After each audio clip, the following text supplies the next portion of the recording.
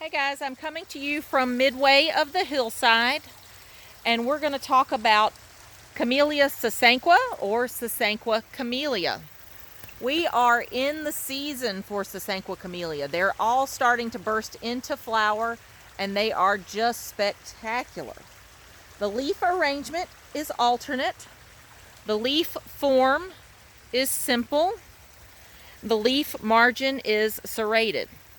And I know those of you that are in my HOR 160 are saying, we just learned Camellia japonica. How are we going to tell them apart? One of the ways is often Camellia sasanqua, if you can compare it to a japonica, has smaller foliage. But another way is that there is some fuzz or pubescence right at the base of the leaf or the petiole, and on the covering of the buds. There is no pubescence on Camellia japonica. The plant type is a shrub. It's broadleaf and evergreen. Height is considered large. Form is pyramidal to oval. These guys are competing with some plants over them, so they're not quite meeting their potential in that pyramidal shape. Soil preferences, not really picky. Moisture preferences, not very picky. For pruning, it's best to prune after flowering. Growth rate is considered rapid. Exposure to light is sun to partial. So that's another difference from Camellia japonica. Camellia japonica is full shade to partial. Camellia sasanqua is full sun to partial. I'm seeing more and more of these being used in full sun situations and tolerating it quite well. Climactic hardiness zones 7 through 9. Landscape uses, corner foundation, groupings and masses, hedge, naturalized setting, screen, and espalier.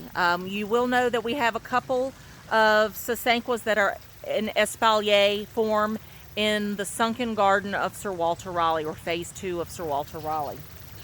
Flowers are showy in the fall. The colors are white, pink, red, and variegated. Fruit is considered insignificant, although camellias will sporadically, both Camellia sasanqua and japonica will sporadically produce a fruit similar to a hickory nut that's called an apple. No autumn color. Leaf texture is medium. No notable bark characteristics. 2 notable cultivars. There are tons. I'm only giving you 2. The first one is Yuletide. Yuletide.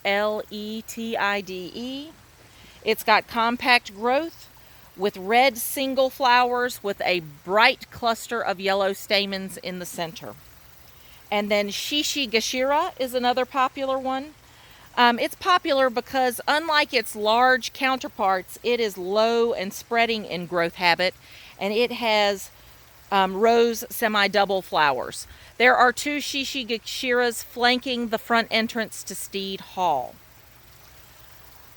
And for a third, I won't test you on this, but just so you know, oftentimes for espalier, the most popular form of sasanqua that is used is called Mine no Yuki. M-I-N-E space N-O space Y-U-K-I. And it's reliably white. But it's known for kind of a sprawling, flexible growth habit, which makes it ideal for use in espalier. Pests and diseases. Sasanqua camellias are susceptible to T-scale, root rot, and leaf gall. This is not a North Carolina native, not a U.S. native, not invasive. It is salt tolerant. For other information, this Camellia sasanqua are less hardy than Camellia japonica. So if we have an abnormally cold winter, you will see these suffer more damage than Camellia japonica. These are located throughout the Hackley in front of Steed. As I said, I'm here in the hillside. This particular cultivar is Hinode Gumo.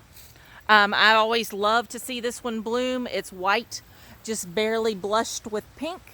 But you don't have to look far to see sasanqua camellias blooming in the sandhills right now. So enjoy. Thanks.